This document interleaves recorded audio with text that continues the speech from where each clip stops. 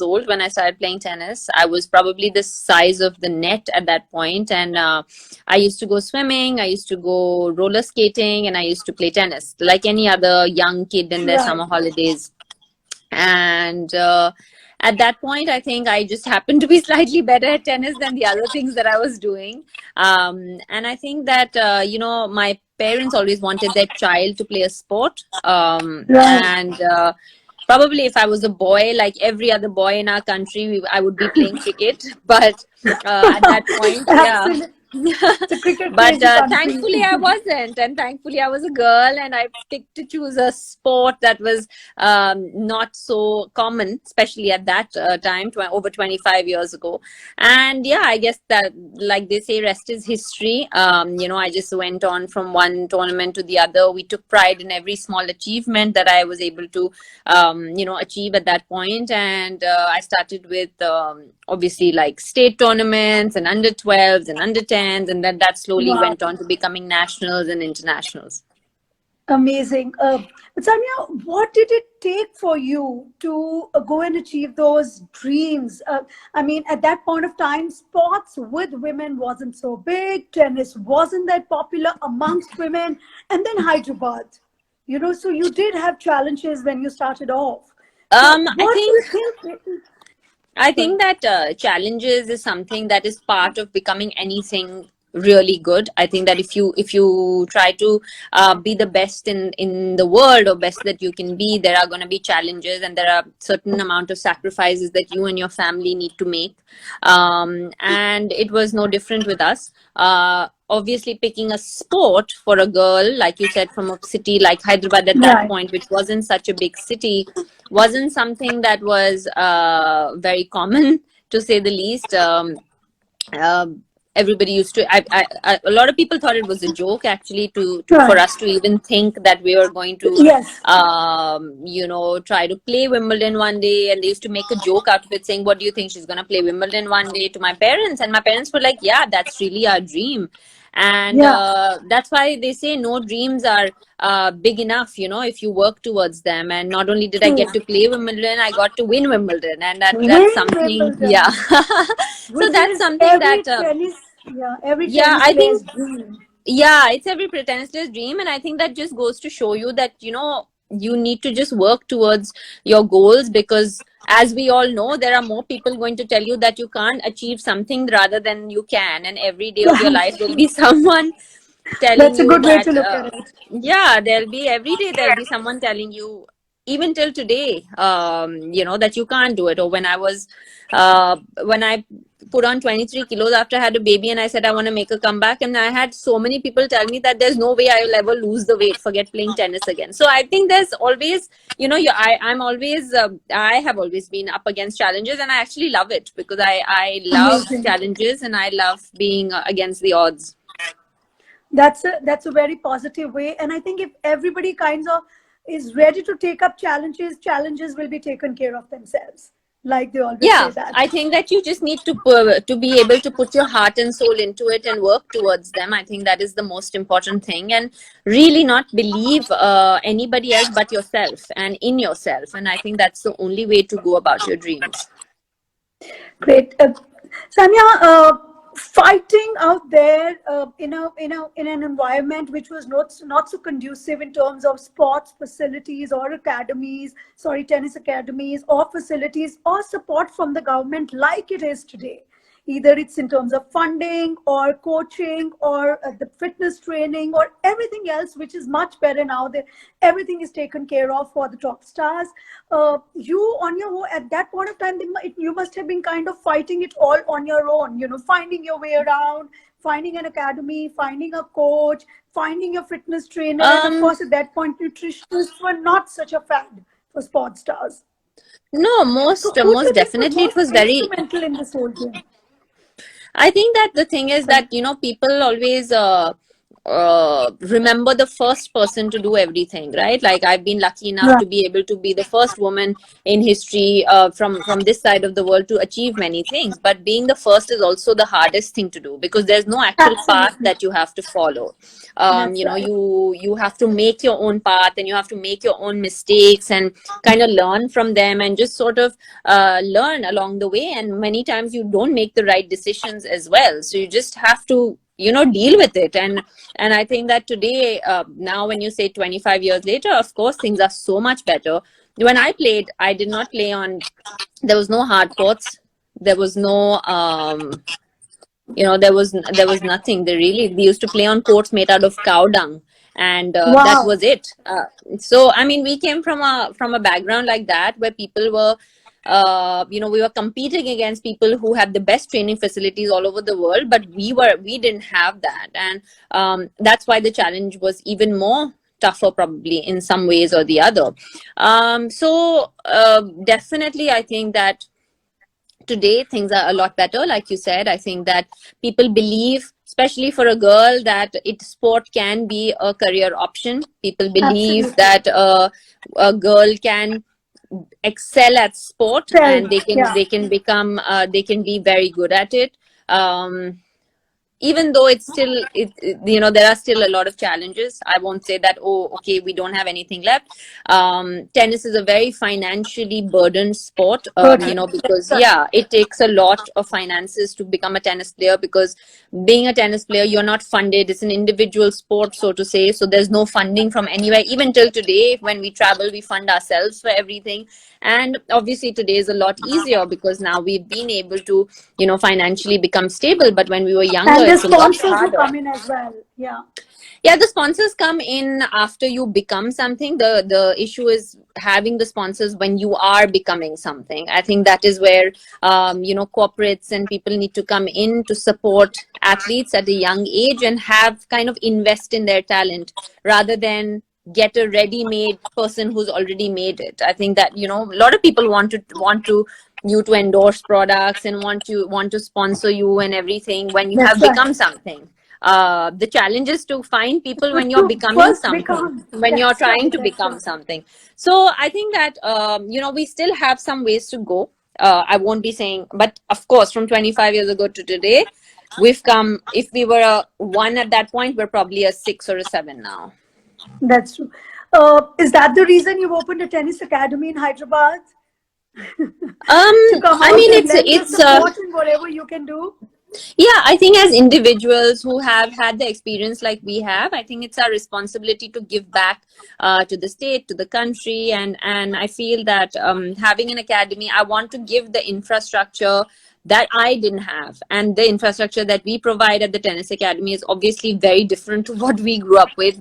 It's an academy that's made on 4 acres. There are 12 tennis courts Wow. there. There's 9 hard courts, 3 clay courts. There's a clubhouse and a gym, and you know, all that, which we never had any access Which to. you For never us, it had. was, yeah. Absolutely. So it is a way of trying to maybe bridge that gap a little bit as well. And obviously, like I said, things are a lot better today. There are a lot more girls who take up the challenge of playing sport today, and the parents are very willingly putting in that effort as well. So yeah, hopefully we won't have to wait another 30-40 years to see another woman tennis player from India. I think with you inspiring the women, with you lending us a hand to them, with not just the tennis academy, even being around when they need you, our women have a long way to go, and our women are. I'm going to be kind of very, very appreciative of that. Sami, Thank you. tell us a bit about how has the lockdown been for you? How have you been able to manage your fitness routine? Because we all know you're a fitness freak, you're a hardcore workout person. It was, I think, more challenging at the beginning, obviously, because, you know, also it was very new to all of us. Right now, I think we all also have had the experience of 7 months of dealing with this lockdown, Yeah. and we've had the experience of how to sort of embrace the new normal, like everybody is saying. So I think that, you know, the first few months was pretty hard. Luckily, I was, you know, my place in Hyderabad, we have a tennis court at home, and I've got enough space to sort of, you know, move around and do my fitness and stuff like that, and hit a few tennis balls. But I think that, when the pandemic hit and the lockdown happened, I think that fitness was something. Sure, it was Yeah, important, it but I was think it. it was, Yeah. I think, but it was, we were dealing with something so much larger than just staying fit. I think we were dealing with, and we are dealing with it still, not just It were, we was are an still dealing emotional with. turmoil as Yeah, well. it was pretty Yeah. difficult, I think, emotionally as well. Having a young child with me, I was away from my husband, and not knowing, the uncertainty of things was pretty hard. But like I said, right now, like at the beginning, I said the priority for us, all of us, is to stay healthy, and we should just be grateful that we got to spend so much time with our families, and try to stay Yeah. positive throughout it all. No, that's a very positive thing. In fact, I was just going to come to a very important question to say that you've had a very complete journey from being a superstar in a sport, from being a Wimbledon player to being a wife, and now being a mother to the gorgeous little Azhan. Izhan, is that what you called Izhan, it? yeah. Izhan, he's lovely. I mean, we keep seeing him. He's a little social media star. Let us say that right now. He is. And so it was just really funny because the day he was born, um I literally checked my phone, maybe a few hours after he was born. Like, I had all these Yeah. messages and everything, and I just went on Instagram, and people were tagging us, and there was so much happening with all these congratulatory messages. Yeah. And there was about, the first day he was born, there was like 5 Izhan Mirza Malik fan pages, and Oh I my was so God. freaked out. Like, honestly, at that point, I was like, what is this? This child has just come on earth like a few hours ago, literally. And there were these fan pages, and I mean, it's kind of overwhelming as well, and I think there's a lot of Yeah. emotion going on. But he, scarily enough, loves the camera. He waves at cameras whenever he sees them. I think he's gotten so used to it as well. Obviously seeing it right from the beginning, and yeah, he's lovely though. He's really changed, and he's our world, and he's really changed our world. I can imagine. So, what has been the most fulfilling part in all these? Being the tennis superstar, women, the Wimbledon, of course, and there's being a wife, and now there is being a mom.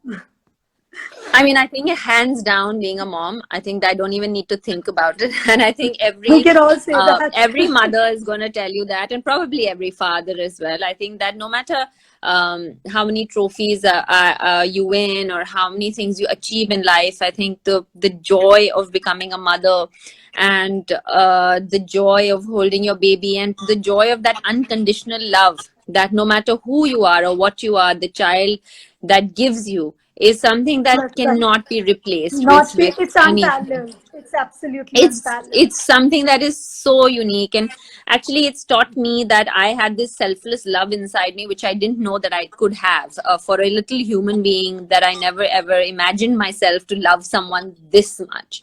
And Oh my yeah, God. so hands down, being a mom is the most fulfilling thing. There it is. I mean, that's more power to all the moms out there that you can do it all, enjoy. Of course, while being a mother is most fulfilling, I'm one of 11-year-old as well. Oh yeah. But I know with very, very strong careers, both are ways. I know what you're saying. Being a mother is still the best part of it. I think that Uh, the message that I always try to give people is that, and one of the reasons why I made my comeback to tennis after becoming a mom was that as well, that it's very important to still follow your dreams even after you become a mom. It doesn't make you a bad Absolutely. mother. It doesn't make you a selfish person. It doesn't make you any of those things. That's what the world and equality calls for, is that a woman should be able to do and achieve whatever it might be. And if you want to stay at My home, you can stay at home as well. It doesn't matter. It's just what you want to do. But I just feel you should never let go of your dreams. And that doesn't make you less of a mom just because you go after your own dreams as well. In fact, Sanya, I very strongly believe that it is only a woman who can do all this so well. She wants to be a mom, she will be a mom and a career woman and a kids and kitchen woman as well. So I So think I, she you do have so, the strength. so I don't know. I don't know if only a woman can do that. I just think that it's very that women can do it more often than not. I think that I know as a young mom and who has a young child that that he needs me like on a daily basis. He needs me, on a minutely, hourly basis more than he needs his father at this point, because he is that True. young, and that's That's how right. it is for most moms. But the fact is that that hasn't stopped me from wanting to achieve what I want to achieve, whether that was coming back to tennis again or being a working mother. And I wouldn't have it any other way, because, and I have to say, I have a very strong support system around me who have helped me do that as well. Whether it's my husband or my parents or my in-laws, they've all helped me, be this way and believe in myself, Supported and you in that. yeah, and supported me. That's a big one. Uh, we're going to coming towards the end of our chat. Sanya, you are one of the very prominent icons in our Femina, icons of the South Coffee Table book. And of course, that's because you are a true Femina woman. You've been inspirational. You're a woman with substance. You're a woman that everybody wants to look up to and everybody wants to be someday in their life. Either if they've missed the boat, they want their daughters to be, or their granddaughters to be, or someone to be down there. Who in your life has been your icon? Who have you idolized the most? So growing up, I always idolized Steffi Graf as someone that was someone that I wanted to play like, and I feel that she's had an amazing journey. Like talking about full lives, I think she's had one. She's been one of the best tennis players ever. She has a family, she has a husband, and she did everything that shows that women can have it all. You don't need to always choose between one or the other if you're a woman, and that's, I don't believe in that either, and I feel that she's someone that I've always looked up to. Oh, amazing. She, of course, is a favorite with half the world already. Yeah. I know. And we could always see that in you. And a lot of people, I don't know whether you know about it, but we followed you growing up. And a lot of people always did compare you to Steffi Graf. And, you did have that power in your backhand. And they used to say that your backhand is as solid and strong That for as me was the Steffi Graf. biggest compliment as a tennis player, to always, to even be in the Be same sentence, compared. because that's her, yeah, for me she was an icon. So No, absolutely great. But thank you so much. On my closing question, I would just like to ask you that what is that one thing about Hyderabad that stays with you? All the Hyderabadis out there, I'm sure, want to hear this out. The proud Hyderabadis there. I think that a lot of people know Hyderabad as a pretty laid back city, and that people about the Hyderabadi Nawabs and having a bit of a Nawabi culture. But I think that people probably don't realize as much, but we've had some amazing sports people come out of Hyderabad, whether it was in myself, whether it was in PV Sindhu, whether it was from Saina Absolutely. Nehwal, from Gopi Fine. Chand to Azharuddin to VVS Yes. Lakshman. I mean, we can literally name so many people You in can. all across sports, and I think I think that kind of goes against the whole Nawabi culture, because it comes Which is only laid from back. so it comes all from the hard Big work, and one. I think that's what I take from Hyderabad, is that when we want to, we can work very hard as well. We're just not all about the Nawabi culture and waking up late. We also can put in the work and put in all that sacrifice and become the best in the world. Awesome. So there is a question I'm going to read out to the last one. What is your favorite Hyderabadi dish? I mean, I'm going to put that back at you. What do you think? What do you think it is? It has to be biryani. The biryani. That's the only thing we know out of Hyderabad. Yeah, That's it's the only thing definitely we the know out of. biryani. Amazing. So do you cook? Unfortunately, that's not a part of my resume. I don't cook at all. I'm, We I were mean, going to ask you for I your can. favorite Hyderabadi recipe, otherwise the biryani recipe. No, actually, I don't cook at all. Um, but I did take home science in school when I was very young, and I had to cook in my home science practicals, and it was the toughest subject I had for me, because I don't have that patience. But no, I love eating. I'm a eater. I'm not so much of a cooker. Cooker. You'd rather go to the tennis ball and kick some and probably some knock some Actually, balls no. out there. Actually, I've just not been interested in it. I mean, if I was interested, I'm sure I would have been. I just don't love going to the kitchen so much. And to be very honest with you, like that's okay. Like this is, I always joke with my husband saying, whenever he says, "Oof, today the cook hasn't come. Oh, should we order or will you cook?" And I'm like, I told you, it doesn't come in my resume. I told Resume, you you right should have at the known beginning. that. It wasn't part of me. Great. Thank you so much, Sanya. It's been fabulous chatting with you. Thank you so much for coming here to launch I'm sorry I could not pop up the picture, but the book is on its way to you. Thank you Great. for launching this cover for this coffee table book. It's our first one. We hope you're there. And maybe down the years, we're hoping to see our darling Izhan in there also. Sweet. Thank you very much. It was a lot of fun. Thank Thanks you for for your having me. time. It was a pleasure chatting with you. Stay safe and we'll see you Stay soon. safe. Bye. Bye, Sanya. Lovely to catch you. Bye. See you. Bye. Bye.